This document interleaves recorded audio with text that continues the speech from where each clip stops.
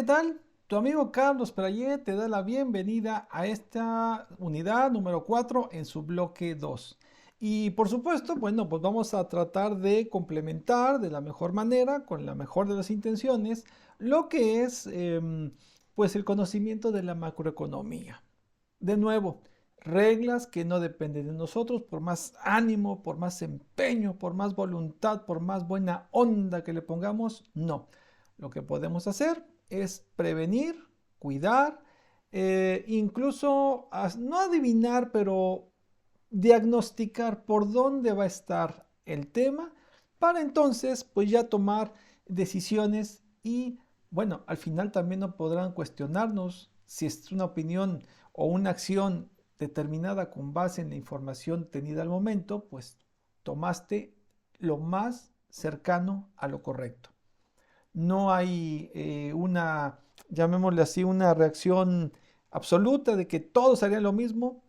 A final de cuentas, todos son elecciones donde cada quien cuida sus intereses y lo que nos interesa, lo que yo busco es que tú tengas la mejor manera de tomar una decisión que sea atractiva.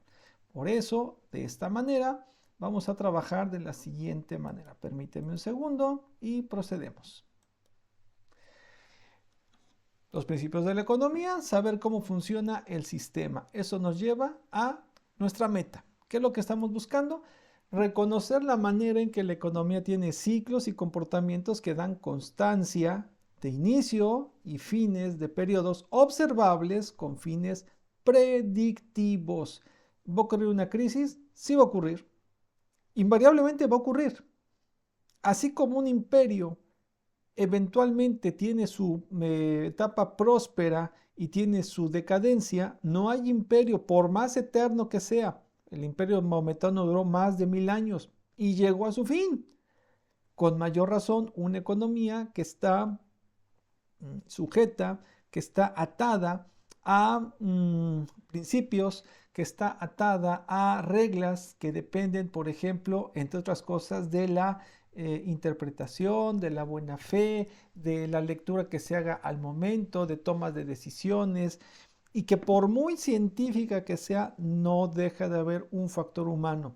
No sé, quizás en algunos años, pocos, las decisiones económicas se tomen por inteligencia artificial y es muy probable que a lo mejor se tenga que regular un marco legal para que sea un delito no hacer caso a lo que la evidencia, digamos, analítica de la inteligencia te determine. O sea, eso, si te das cuenta, da como para un capítulo de La Dimensión Desconocida, Black Mirror o cualquier de esas series apocalípticas o alentadoras, como la quieras ver, donde de alguna u otra manera las decisiones, pues sí, se van a tomar de una manera científica y lo censurable será el lado emocional donde las personas digamos sí o no a algo. No sé, es una hipótesis, creo que ya me vas conociendo y me gusta ver estos escenarios. Podemos también verlo desde esta perspectiva. Macroeconomía, medidas y políticas desde el 4.2, ciclos económicos y políticas para enfrentar las políticas fiscales y políticas monetarias. Eso es la agenda de esta unidad para complementarse.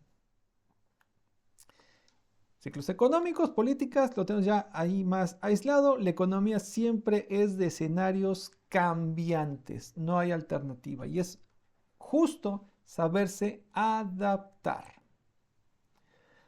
¿Qué son los ciclos económicos? Bueno, los ciclos económicos o fluctuaciones cíclicas son las variaciones recurrentes, no periódicas, porque no es una etapa del año, estamos en época de crisis, es marzo, ya se viene la crisis. No, puede tardar más, puede tardar menos, si va a ocurrir, sí, pero no es recurrente de manera medida en días, nos falte tantos para el evento, ¿no?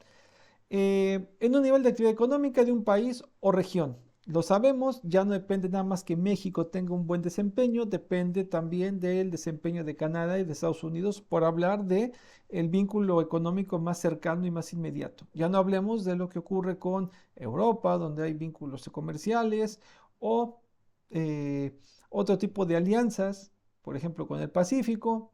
donde pues todo el mundo está interrelacionado, interconectado.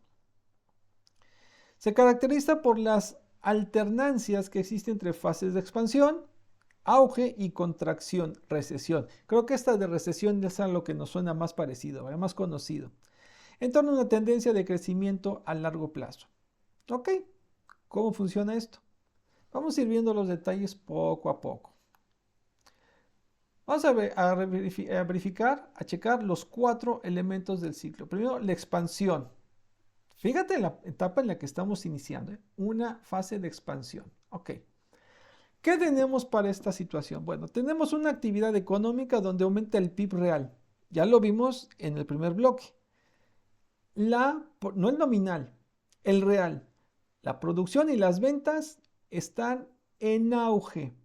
Más gente está produciendo, más gente está comprando. Se ha recuperado la confianza y por lo tanto todo el mundo, por así decirlo en palabras alegres, está queriendo comprar. ¿Qué pasa con los empleados? En los empleos se crean puestos de trabajo y baja la tasa de desempleo. La gente se está colocando, encuentra lugares, encuentra oportunidades y eso mejora tu perspectiva. Los brazos caídos por no tener puesto laboral dejan seguros de retiro, dejan de pedir préstamos para cubrir gastos y están listos para enfrentar sus nuevos retos con nuevo escenario. ¿Hay una mayor inversión? Por supuesto, la inversión empresarial y el consumo son fuertes. ¿Por qué? Porque hay señales alentadoras de que esa actividad económica es sólida.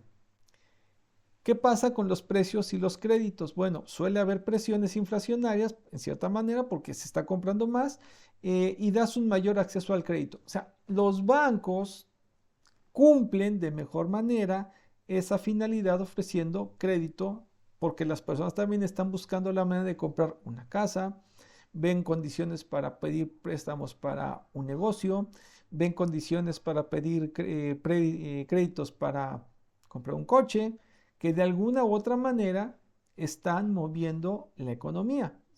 El circulante mueve, aunque no sea dinero en físico. Los préstamos son indicadores de la confianza de la gente que tiene y que se den en época de auge. Más todavía. El segundo momento es el pico, también conocido como la cima. ¿Qué ocurre allí? Bueno, por supuesto es el punto máximo de la actividad del ciclo, donde la expansión llega a tope. ¿Sí? La economía ahí empieza a observar un fenómeno llamado sobrecalentamiento. La inflación es mayor, la capacidad productiva ya tienes indicados que te dicen ya no podemos producir. Son cálculos a partir de capacidad instalada, mano de obra disponible, obtención de los recursos, colocación de, o sea, llega un momento en que la gente ya no puede, digamos, gastar más, está al tope, ¿sí? Y esto va creando burbujas en activos, como puede ser la percepción de que todo el mundo tiene grandes inversiones en la bolsa o mucha gente, demasiada gente empezó a comprar vivienda, pues sabiendo que el tema de la vivienda es un tema de pagar a 20 años, por lo tanto, no todo el mundo tiene ni los ingresos, ni la constancia, ni la disciplina de pagar durante 20 años una casa. Así de fácil.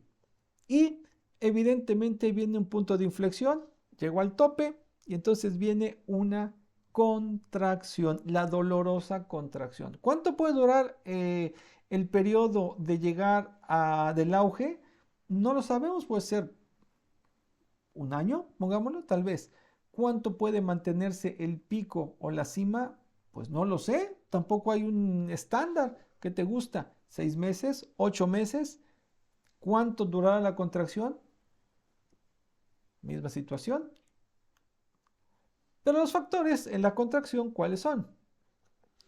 Pues hay una actividad económica que disminuye, ¿sí? Porque el PIB real, pues hay menos gente comprando porque ya llegó la recesión. Hay menos gente confiando en comprar, hay menos gente queriendo endeudarse, hay más gente que está empezando a gastar menos porque pues está viendo un escenario complicado. Esto es emocional totalmente, ¿eh? En la generalidad. Muy poca gente tiene las capacidades analíticas profundas para leer todas las señales de un mundo de datos de la economía. ¿Sí? ¿Cuándo se da la depresión? Cuando al menos hay 2 trimestres, medio año, ¿sí? En que no hay crecimiento del PIB. Eso es una recesión técnica. Por supuesto, los empleos que en su momento crecieron, pues si el mercado se contrae, pues mucha gente, como se dice vulgarmente, pues va a la calle, se destruyen, se pierden, entran al subempleo, entran al mercado nuevamente de lo informal, se complica el escenario. ¿Hay una inversión y confianza? Sí, pero cae la inversión y el consumo. La confianza de los consumidores y empresarios va en deterioro porque pues no están viendo las condiciones de crecer. Es como cuando te hablan para el fin de semana y no tienes dinero con los amigos y dices, no, voy a estar ocupado, no, estoy un poco enfermo, me siento un poco mal.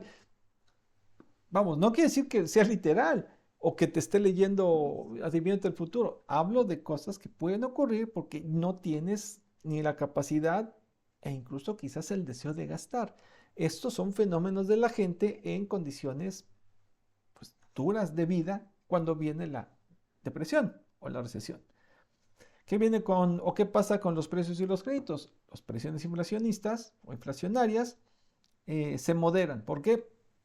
Pues porque si menos gente está comprando, pues los precios tienden a ajustarse. Nadie se va a mantener hasta arriba en los precios si no hay quien compre. Y aparece el riesgo de la deflación. Algo que te había comentado. La gente no quiere gastar su dinero. Recibe 500 pesos. Y si antes esos 500 pesos lo gastaba en toda la semana y ahora en toda la semana solo gasta 50 pesos, ¿qué hace con los otros 450? Evidentemente no los está gastando. El problema no es que los gaste, el problema es que esos 450 pesos que antes estaban en circulante por café, por comida, por cine, por paseo, por lo que tú quieras, por ropa, por más despensa, lo que tú quieras, pues no está circulando. Y miren, se va a poner de esta manera. Hay calderas, ¿sí? En empresas que es más fácil mantenerlas funcionando todo el día que apagarlas. Sale costosísimo en términos de producción, cualquier ingeniero te lo podría decir, sale más caro apagarla y tratar de volverla a iniciar que mantenerla funcionando. Los temas de costos no admiten interpretaciones. Así de fácil, ¿sale? Eso ocurre con la deflación. No es nada más, si la gente se habitúa a que ya no gaste esos 500 pesos en, de acuerdo, frivolidades, ¿y el mercado qué hace? Todos los que han comprado licencias para vender café, donas, helado, paseos, tiendas de ropa, equipos tecnológicos, pues tienen que hacer algo para llamar la atención. De ahí vienen pues las promociones, de ahí viene la publicidad, de ahí viene impulsar actividades que motiven a la gente a que nuevamente empiece a gastar. Por último, el paso final, llegamos al valle. Así como hay una cima, pues también hay un valle. ¿Te suena algo así? Crestas y valles, lo veíamos en la secundaria cuando veíamos algún tema de electrónica, si no me equivoco, algo de física. Crestas, valles, no hay pierde. ¿Qué pasa en el valle, en el fondo? Es el punto mínimo de actividad del ciclo, donde la contracción toca fondo, o sea, ya solo podemos rebotar, valga la expresión.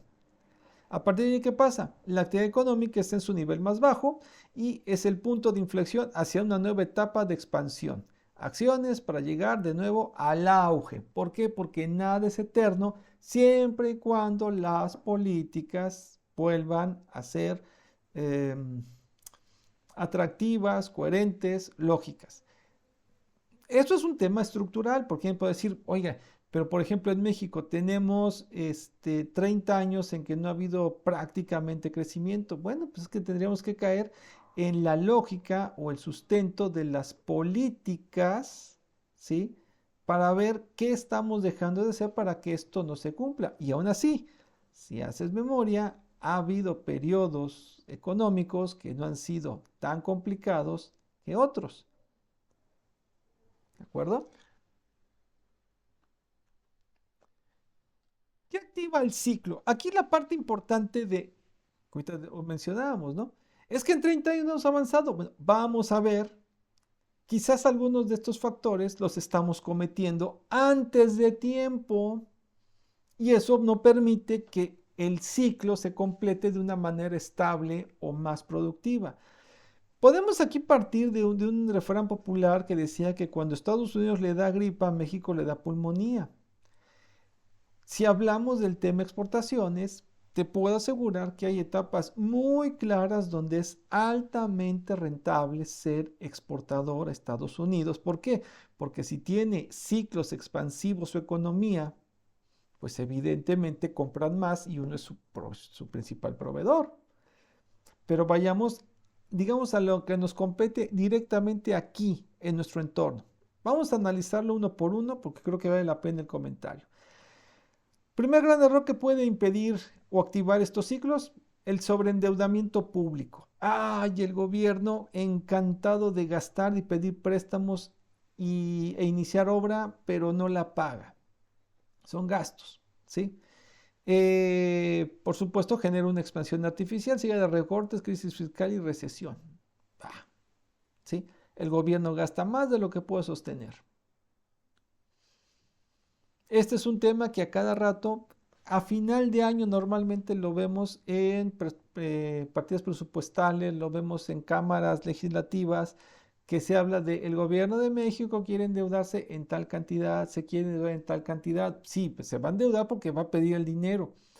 Y pensaríamos que se tiene las garantías de pagarlo, pero si se paga, digamos, a un sobrecosto porque tu economía no produce lo suficiente para, te lo voy a poner de esta manera, es como pedir un crédito, sabrás dónde, y te piden el pago mínimo 12 pesos. Está muy bien, debes 5,000 y pagas 12 pesos. Si tú pagas 12 pesos, esa cantidad va a terminar siendo costosísima. Tendrás que pagar al mes quizás 20, 25, 35 pesos para rebasar ese plan mínimo. Más o menos así sería una idea que quiero que vayas visualizando. ¿Hasta qué grado te resulta tan costoso ese crédito que estás pidiendo, que estás sobreendeudando con tal de tener dinero al momento? Estás empeñando el futuro. Toma referencias. Puede ser también un crédito excesivo al consumo. ¿Esto qué significa? Bancos y consumidores se endeudan por encima de su capacidad.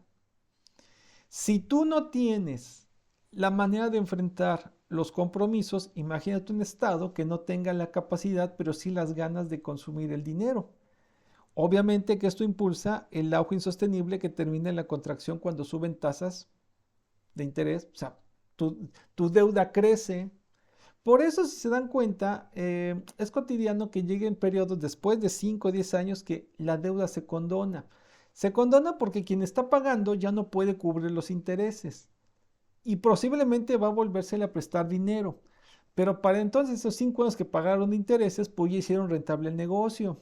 Todo a partir de un deseo inmediato de tener dinero como de lugar, el llamado dinero fresco, pues sí, pero si no puedes hacer frente a, por ejemplo, un gasto absurdo que podría elevar el consumo sería gente pidiendo créditos para irse de vacaciones. Tienes que irte de vacaciones con tu dinero. O tener una super planificación para que ese crédito lo pagues en 1 o 2 meses pronto, porque si no, pues te vas de vacaciones por una deuda. ¿Tiene sentido? Especulación financiera, este terreno ya es de casas de bolsa, de grupos de las llamadas élites, donde inversionistas basan sus expectativas en elementos poco reales. Si tú también dejas meter al mercado de la especulación a más jugadores, pues va a haber gente con poca experiencia, va a meter de más su dinero y va a generar una percepción de que hay muchísimo capital allí. Esto fue, por ejemplo, un crack bursátil, no recuerdo, ya por 1987, donde muchísima gente se metió a meter a la bolsa de valores y generó una distorsión del mercado pareciendo que había muchísimo dinero. Recuerda que la especulación financiera significa simplemente que alguien diga, yo creo que va a bajar el precio de las naranjas o va a bajar el precio de la carne, porque no sé, me late. Ah, pero este cuate sabe mucho, yo creo que tiene razón. Eso basta. El mercado de la especulación es como el mercado de las apuestas. Me da risa cuando dicen en los anuncios, los mensajes, creemos en la apuesta responsable. ¿Qué apuesta es responsable si es una apuesta? Estás trabajando sobre hipótesis que pueden cumplirse o no, no sobre certezas. Y yo no dudaría que las casas de apuestas se aseguren que pues no siempre salgan los números como lo dice el momio para que misteriosamente terminen beneficiados. No digo nada, yo nada más digo, pues la casa nunca pierde. La especulación financiera puede ser movida por unos u otros intereses y al final lo interesante sería ver quiénes son los que siempre terminan ganando y quiénes son los que siempre terminan perdiendo. Políticas monetarias demasiado laxas. Esto ya es cuando, pues no sé, hay tasas de interés muy bajas por mucho tiempo y esto va alentando créditos, se paga poquito, ¿sí? Eh, Hay que tener mucho cuidado en esa administración de cómo el dinero se va dosificando y cuánto dinero circulante hay y cómo está el índice del crédito, de manera que sea lo más apegado a tus indicadores como el PIB, a tu índice de consumo, a tu canasta básica. O sea, hay que cuadrar muchas cosas, pero sobre todo ser muy responsable con el manejo de datos. Quizás es la parte sustantiva donde pues, todo se pierde el, el interés político de no aceptar una situación dramática puede llevar a tomar decisiones perjudiciales, pero que te salvan el momento, ¿sí? Políticas, por el contrario, demasiado restrictivas. Subir bruscamente tasas de interés o reducción de la liquidez, quitar dinero del circulante. O sea, también, vamos, la economía no significa ni dar todo ni quitar todo, es saber ver las condiciones. Por supuesto que hay economías como pues, las nórdicas, Alemania, Francia, Japón, Corea, que tienen más fama de tener un equilibrio. China, por supuesto, de tener un equilibrio que ni es laxo ni es restrictivo. De ahí sus estándares de vida y entre otras apuestas a la tecnología, la innovación, mercados expansivos, etcétera. Más todavía, bueno, la mala asignación de recursos. ¿En qué estamos invirtiendo? Que si es rentable o no. Vamos a poner un ejemplo. Desde una perspectiva inteligente, fue inteligente invertir en una planta de procesamiento de gasolina, de petróleo, como ocurrió el sexenio pasado. Sí, es una compra sensata, esperable e inteligente, porque México le está apostando a depender económicamente del petróleo. El problema sería, bueno, ¿y qué pasaría si el mundo empieza a consumir menos derivados de petróleo porque el consumo va para otro sentido? Pues eso es una complicación y eso tendría que cuidarse, revisarse y entonces preguntarse, ¿habrá sido una buena inversión manejar recursos hacia allí? Otro tema, por ejemplo, polémico, por supuesto, ¿hasta dónde los rescates financieros de Pemex están teniendo éxito? No estoy diciendo que es tan fácil cerrar y desaparecer Pemex, pero si revisas históricos, tiene décadas Pemex representando pérdidas. Y lo que se le invierte, ¿está alcanzando para recuperar la empresa? ¿Eso es la mala asignación de recursos? Posiblemente se puede debatir. Dependencia excesiva de un solo sector, pues así que junto con pegado. Y ahorita está más o menos diversificado con el tema de las maquiladoras, con el tema de, pues incluso las remesas, por supuesto el tema del petróleo, en fin. Pero si nos vamos, por ejemplo, a etapas como final de los 70, inicio de los 80, el petróleo era la solución y se tomó como técnicamente frase célebre del líder máximo de la época. Tendremos que aprender a administrar la abundancia. Bueno, pues cuando se cayó todo el teatrito, excuso decirte que hasta la banca terminó nacionalizada, todo sea para tener control del dinero porque se les estaba haciendo el país grumos.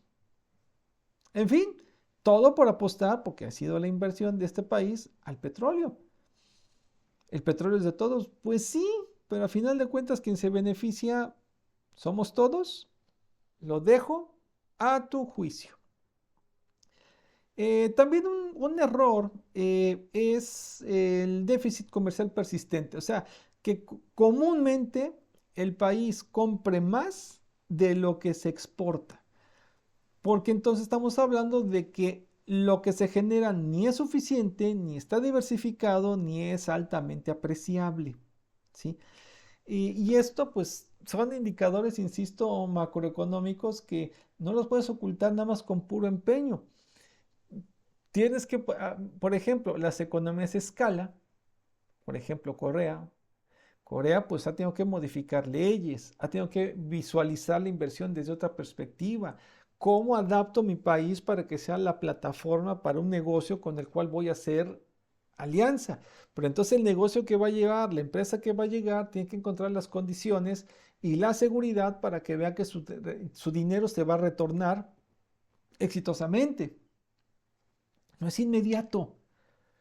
Crear una economía a escala requiere una visión de negocios muy amplio, una disciplina financiera, una disciplina económica, una visión de negocios que compromete incluso a la gente común y corriente de que vamos a ser un lugar, ¿sí?, donde vamos a crear condiciones para que venga el negocio y se sienta, pues técnicamente en su casa. Y a partir de eso, pues buscar ser esa economía que vende más de lo que compra. Subsidios mal diseñados, otro terreno. El subsidio, aceptémoslo, por lo menos en Latinoamérica, es una prebenda que sirve para generar estados de satisfacción que nadie sabe de dónde se sostienen o no. Por ejemplo, en la Ciudad de México, pues se tiene una tasa subsidiada de la electricidad. Si tú te vas al resto del país, pues los demás pagamos, pues lo que, digamos, más real, lo que se paga por la luz que lo que se paga en la Ciudad de México. Será un subsidio bien diseñado donde un núcleo central, sí, con casi 20 millones de personas, termina beneficiado. Si estás en la provincia, saca conclusiones, por ejemplo, ¿no? Entonces no se trata nada más de poner el subsidio, sino que atienda una necesidad o cubra con sentido de política social y no nada más una cuota para quedar bien o ganar una clientela. Tómalo, insisto, sé que el curso es de economía, pero las personas son, o los líderes son los que toman las decisiones. Y quizás esta, aunque sea la última, es la más cotidiana, falta de regulación o supervisión financiera. O sea, pues no tener control sobre el dinero, que sea la gran caja, que todo mundo se sirva a manos llenas. Este tema, pues evidentemente sí descansa mucho en la credibilidad, en la eh, tradición que tienen los países de llevar registros, ¿sí? Eh, de la manera, por ejemplo, en que los bancos, casas de bolsa, fondos de inversión, cómo se reportan sus avances y si de verdad se reportan sus avances o no. Entonces, todo esto es factor que vale la pena eh, analizar, discutir, revisar cómo un país lleva estos criterios o a lo mejor la consistencia en estos mecanismos es lo que hace que los ciclos sean tan cortos o que las crestas, las cimas sean tan breves y los valles tan largos, largos, largos. Porque también es impreciso suponer que en nuestros ciclos estamos en crisis desde 1970 y tantos. O sea, si lleváramos 40, 50 años en crisis, ya no es una crisis, ya es sistema. En la percepción popular podemos decir que siempre estamos peor. No es cierto, no es cierto. Hay periodos más complicados. Digo, como sobreviviente de la época, te diría el 94. Del 94 al 97 fueron años muy, muy, muy difíciles. En los años 2000 no estuvo tan comprometido, ¿sí?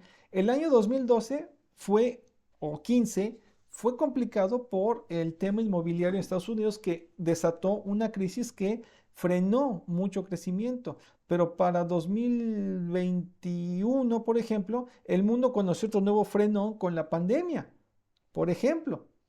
Y eso te sirve de contraste de cuánto se estaba consumiendo. También todo depende de los sectores. Te voy a dar un referente más para que entiendas por dónde va esto. Cómo los negocios se mueven en estos ciclos de abundancia.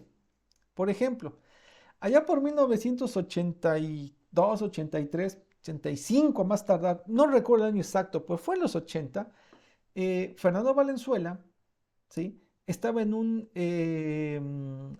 juicio de arbitraje porque le pedía a los dueños de Los Ángeles $1 millón para cobrar al próximo año. Y la polémica era si lo merecía o no. Incluso aquí se decía, híjoles, pues sí lo merece, pero $1 millón, ¿cuánto? Es un montón. Si te das cuenta ahora que se pagan contratos de 200, 300, $400 millones, claro, no de un golpe, en una estructura de negocios para que en 5 o 7 años se pague esa cantidad, es monstruoso.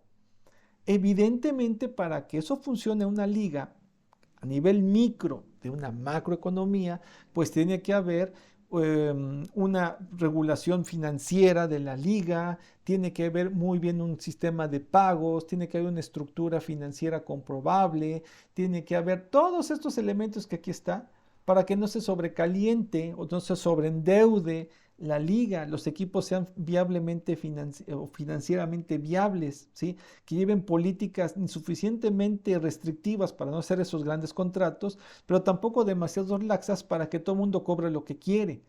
Así como funciona la liga y cómo funcionaba y cómo ha escalado el negocio, pues lo mismo pasa con las naciones. ¿Qué tipo de reglas se imponen para que funcionen de la manera más sana y se puedan lograr metas de crecimiento? Hay que pensarlo, hay que analizarlo. Más todavía. Políticas fiscales. Se le llama una política fiscal expansiva, se usa para combatir una recesión o alto desempleo. Ok, ¿cómo que se utiliza? Estimular la demanda, es decir, consumo e inversión. Buscar que la gente consuma e invierta más. Si te das cuenta, cuando en este país se aumenta el salario base, se está queriendo alentar el consumo. ¿Sí? Tácitamente te están admitiendo que como la gente no consume, le vamos a dar motivos para que se sienta confiada en consumir. Si consume, hay más circulante y la economía hipotéticamente crece. Herramientas comunes, aumenta el gasto público. Si tú haces un tren, vamos a ponerlo así, la idea lógica sería que la gente que trabaja, al momento que le pagas, pues le das movimiento al dinero. En el plano hipotético de que pagues tus contratos a tiempo con tus contratistas. Partiendo de ahí, saca conclusiones. O también, una más polémica, reducir los impuestos. Esto siempre un gobierno nunca le va a gustar, ¿no? Bajando impuestos de ingreso al consumo, a la empresa, aumentar ingresos disponibles en hogares y empresas, incentivando el consumo y la inversión. Esto sería una política fiscal expansiva. Empujar a que la gente compra, te voy a dar condiciones. No sé, yo creo que en el tema de los impuestos sí ayudaría mucho que se redujeran a cambio de que aumentara la tasa de contribuyentes. Si son cada vez menos contribuyentes, pues evidentemente los impuestos van a ser más altos. El punto sería cómo lograr ese mecanismo fiscal para que no necesariamente trabajo formal, sino también informal, se sume. ¿Por qué crees que plataformas de alimentos entran al sistema de seguridad social? Pues para que paguen impuestos. Así de fácil. Así de fácil. Por ejemplo, ¿no? En efectos, ¿qué ocurre? Suele aumentar el déficit fiscal, se gasta más de lo que ingresa, pues hay que hacer obra pública, hay que pedir dinero para hacer la obra, o se le paga al que construye el tren, pues siendo el que administre, saca conclusiones, reducir el superávit, aumenta la demanda, el PIB y el empleo, pero el riesgo con inflación si la economía está cerca de su plena capacidad. Hay que saberle calcular. Esto, damas y caballeros, es como cuánto hay que ponerle de sal, ponle una pizca. ¿Cuánto es una pizca? Lo suficiente. ¿Cuánto? Lo que vayas viendo. Claro, se dice muy simple, muy chabacano. No es realmente así. Los expertos tienen, las autoridades tienen fórmulas, tienen cálculos, tienen información, pero pues a final de cuentas las decisiones son de quiénes, de las personas. Por otra parte, tienes políticas fiscales contractivas. ¿Qué significa? Para enfriar una economía sobrecalentada, o sea, con muchos problemas, con mucha inflación, o combatir dicho fenómeno. ¿Qué se busca? Reducir la demanda y agregar presiones inflacionarias. ¿Sí? Ok, aquí quieres decirle, te voy a poner esta metáfora. Es como el maestro que le dice al estudiante que responde para todo, dame tantito tiempo, deja que otros participen. Es un riesgo, porque el que opina mucho puede pronto sentirse demasiado ofendido y los que no participan sentirse muy comprometidos. Factores humanos, lo que quiero es que lo visualices, ¿sí? Porque la gente está comprando y cómo le pones un escenario amable para que deje de consumir, porque pues la comodidad te lleva a que se sobrecaliente la economía. Bueno, de entrada se parte que se busca reducir la demanda agregada y las presiones inflacionarias. ¿Cómo? Reducir el gasto público. Así como primero se alienta una política expansionista, ahora ¿qué buscas? Ya recorta los programas, deja de construir el tren que estabas haciendo, deja de construir la presa, ponle tantita pausa a las autopistas, etcétera. ¿Sí? La congelación de salarios públicos, eso es muy popular, ¿sí? Y también puede ser aumentar impuestos.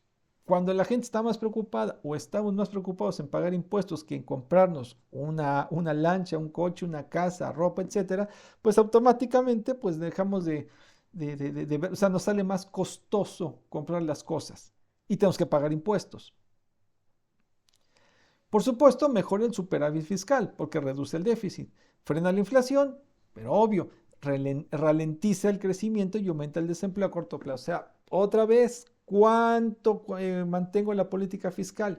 Hay que tener mucha inteligencia, mucha visión para poder hacer un cálculo de este tipo y mantener el avance. Evidentemente aquí necesitas un plan social, un plan económico y una visión de Estado muy homogénea. Te voy a dar un ejemplo más o menos cómo ocurre en esto. Allá por los 90 no se podían poner de acuerdo quienes gobernaban como parlamento en Bélgica. Y ocurría que cada vez que iban a las elecciones, el país votaba y Bélgica, al menos en esos años, más o menos, la mitad eran de un grupo llamado valones y la otra mitad eran flamencos. Cosa integración racial de Bélgica. El problema es que normalmente pues, se necesitaba una cantidad de votos y pues técnicamente quedaban 50-50, 49-51, 51-49, cuando mucho 52-48. Y uno pensaría, ¿cómo pueden los belgas vivir tan tranquilamente? Bueno, pues porque aunque no hubiera un gobierno erigido como tal, había una estructura que seguía haciendo que el gobierno operara con una política, con una supervisión, con una regulación que no importaba que gobernara un grupo en particular, el trabajo se seguía cumpliendo. Eso sería lo ideal. Si administrativa y económicamente hubiera una continuidad, pues todo funcionaría mejor. Pero mira, vamos a ponerlo de esta manera.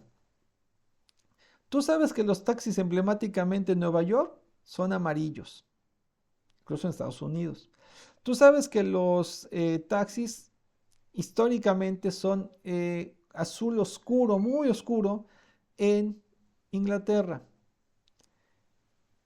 Dime de qué color en la Ciudad de México son los taxis. Siempre fueron de colores diferentes, a veces verdes, a veces blancos, a veces verde con color oro. Nunca hubo consenso siquiera para un elemento emblemático de la ciudad. Imagínate si para un taxi y la identidad no se pudieron poner de acuerdo Imagínate para un modelo económico donde predomina el que mi modelo funciona mejor que el tuyo. Bueno, ahí están los detalles. O sea, con esto lo que quiero es ponerte el contexto de por qué esto que se ve tan sencillo como reglas, pues nos cuesta trabajo porque cada grupo tiene diferentes intereses. En cuanto a políticas monetarias, ¿qué predomina aquí? Bueno, tenemos, por ejemplo, políticas monetarias expansivas, igual que lo que ya vimos desde esta perspectiva. Se usa para combatir recesiones, deflación y alto desempleo. Aquí lo que buscas con la política expansiva es alentar el consumo. ¿De acuerdo? Bien, a partir de ello, ¿qué ocurre? El objetivo es aumentar la oferta monetaria, abaratar el crédito y estimular la demanda. O sea, que haya más dinero circulando, que la gente tenga más dinero, por lo menos electrónico, pero que tenga más disposición de capital, más fluidez. ¿Qué se puede utilizar? ¿Qué se puede hacer? Bueno, por ejemplo, reducción del tipo de interés de referencia. Ahí interviene el Banco Central. El Banco Central baja su tasa de referencia. A partir de lo que determina el Banco Central, los bancos comerciales aplican sus tasas de interés. Esto hace que los bancos comerciales presten entre ellos y a sus clientes a tipos de interés más bajos. ¿Sí? También viene una reducción del coeficiente de caja, o sea, las reservas. ¿Qué significa esto? Disminuye el porcentaje de depósitos que los bancos deben guardar seguros, inmovilizados. Es decir, los bancos, suponte, hipótesis, tienen 500 pesos, de los cuales mueven 200 y 300 los mantienen firmes, no los mueven. Todo el crédito que dan es porque hay 200 disponibles. A lo mejor satisfacen al mercado con 120, 150. Queda ahí un margen de 50, 60, 70 pesos y sus 300 intocables. Cuando viene la política de este tipo de reducción de coeficiente de la caja, se dice, banco, no te preocupes, baja tu coeficiente a 200 pesos, pon 100 pesos más, encárgate de difundirlo, busca tus contactos, busca la empresa, porque no solamente hay más préstamo, sino que hay menos tasa de interés y eso va a hacer que la gente que anda dudosa se anime, porque es una política de expansión. ¿Sí? Más, puede haber una compra de activos, flexibilización cuantitativamente. ¿Qué quiere decir esto? El Banco Central compra bonos públicos o privados en el mercado inyectando dinero directamente. O sea, si paga, circula el dinero y hace que la maquinaria funcione con ese dinero que ya liberó. Por supuesto, esto debe de ser muy regulado porque el Banco Central, pues es el banco, digamos, el banco del gobierno, vamos a llamarlo así. Por lo tanto, no se trata más que compra a destajo, sino que hay un cálculo, una medida de riesgo, algo que permita saber que se está eh, actuando de manera responsable. Vamos a usar las palabras de los políticos. ¿Vale? Ok, ¿qué más tenemos? Bueno, pues esto genera tipos bajos de intereses, pedir al momento de pedir créditos, aumentar la inversión, aumenta el consumo, sube la demanda, la fórmula perfecta, ¿no? ¿Qué riesgos puede haber? Puede, por supuesto, generar inflación o burbujas de activos. La bolsa, la vivienda son los sitios ideales. Mercados que parecen más grandes de lo que realmente son o pueden soportar. Algo ganas, algo pierdes. ¿Te acuerdas de la unidad 1 con tu costo de decisión? Pues sí, si tú decides por A, vas a perder lo que no ganarías con B. No es que te fijes en A, es que veas lo que dejas de ganar con B. Aquí opera de la misma manera. Ok. Otro camino. La política, por supuesto, monetaria contractiva. O sea, vamos a reducir. Y esto es cuando ya, digamos, el plan A ya se salió de control, está demasiado alta la inflación, entonces ahora vamos a, ¿te acuerdas que la unidad son ciclos, no? Bueno, pues ahora viene el ciclo de la contracción monetaria. El objetivo es reducir la oferta de moneda, encarecer los créditos y frenar la demanda. Suena lo contrario, lo es, porque tienes el problema fuera de control. El equilibrio se rompió. Herramientas comunes, por supuesto, aumentar el tipo de interés de la referencia. Si el crédito me sale más caro, pues pido menos créditos. Así de fácil. Aumento de coeficiente de caja. Lo mismo, los bancos deben guardar. Ay, banco, ¿te acuerdas que te habíamos dado el permiso de que movieras de 300 a 200 pesos? ¿Qué crees? Es más, como está la cosa tan fea, vas a retener 350. Tendrás que ajustarte a prestar solo 150. Ponle criterio, ponle juicio, porque no puedes gastar tan libremente. Vamos a sacar, es más, si haces memoria, te tocó, allá por finales de los 90 había un concepto que era, y lo informaban diario, hablaban del corto. El corto es precisamente este aumento de coeficiente de caja. Todos los días los bancos retiraban 500 millones, 600 millones, 200 millones de pesos que los retiraban del mercado, lo retenían y de esa manera buscaban frenar las presiones inflacionarias. Haz memoria, ahí estaba. Venta de activos, el Banco Central vende sus bonos, o sea, lo que había comprado ahora lo quiere vender, retirando el dinero de circulación. Efectos, pues así que lo mismo pero a la inversa. Tipos altos de interés, más caro pedir un crédito, se desincentiva, o sea, se limita la inversión porque pues, me sale muy costoso hacer algo y el consumo a crédito se ve también limitado. Se modera la demanda y se frena la inflación, que eso es el riesgo, cuál es el problema de tan sabia decisión, pues puede ralentizar el crecimiento y aumentar el desempleo, por supuesto. De ahí que la sabiduría y la inteligencia en el manejo de la economía sea pensar en el equilibrio. Crecer, crecer, crecer, crecer, tarde que temprano te va a llevar la consecuencia. Vamos a ponerlo de esta manera, es como un aspecto de confianza.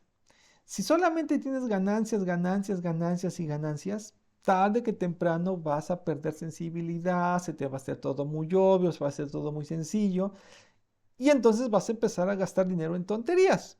Así funciona, así somos los seres humanos. Por el lado opuesto, si nunca has tenido y siempre te costó trabajo, el día que tiene, no te la crees, recibes el dinero, solo lo guardas, no inviertes en tu formación, no inviertes en ropa, no inviertes en un lujo, en un gusto, perdón, más bien un gusto. ¿De qué te sirve? O sea, no sabes funcionar porque tampoco estás habituado. ¿Qué es lo que se buscaría? El equilibrio. Para concluir, damos un remate de comentarios. La economía. La economía tiene ciclos que se pueden observar, pero no se pueden controlar. Dos, siempre hay una acción que tiene soluciones, pero la solución pues también tiene problemas. No hay mayor pierde en ello. La política más sana es no gastar más de lo que se ingresa.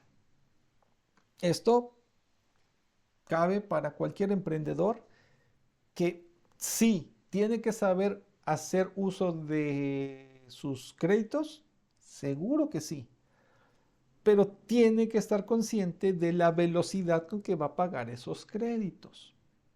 Es nada más eso, cálculo, no es decir sí o no en inmediato, cálculos. En el caso del emprendimiento hay que saber bases de política fiscal, monetario, para poder identificar señales en el mercado. Profundiza, no con esto, sé que suena irrisorio decir, con esto ya me voy a lanzar a comprar inversión y hacer eso. Calma, profundiza, ve los escenarios, asesórate con otros expertos y entonces ya podrás tomar decisiones más coherentes. ¿De acuerdo? ¿Por qué? Porque el mundo cambia en una economía como la que estamos, interconectada, cambia. Y si le agregas ahora factores productivos como la IA que están moviendo el mercado laboral, que está amenazando ciertas actividades, etcétera, etcétera, etcétera, es cada vez más complicado ver digamos, la posibilidad del escenario, decir, seguro pasa esto. No, hombre, es que está calculado. Esto es una revisión de datos continua, tal vez diario, cada vez semanal, y saber que cualquier decisión lógica del día de hoy puede sonar descabellada el día de mañana. Hay que mantener la cabeza muy, muy, muy fría. Y por eso, y con estos argumentos, es que llegamos al final de esta unidad. Esperamos haberte dado pues un contenido atractivo, que las reglas y principios básicos que estamos revisando te den orientación, te den enfoque, te ayuden a visualizar qué hacer, qué tienes que pensar, en qué te tienes que apoyar y dónde definitivamente sí vas a entrar. Tu amigo Carlos Prayet te envía un cordial saludo, el mejor de mis deseos. Cuídate mucho y nos estamos viendo próximamente para casi el cierre del curso con la unidad 5. Cuídate mucho. Hasta luego.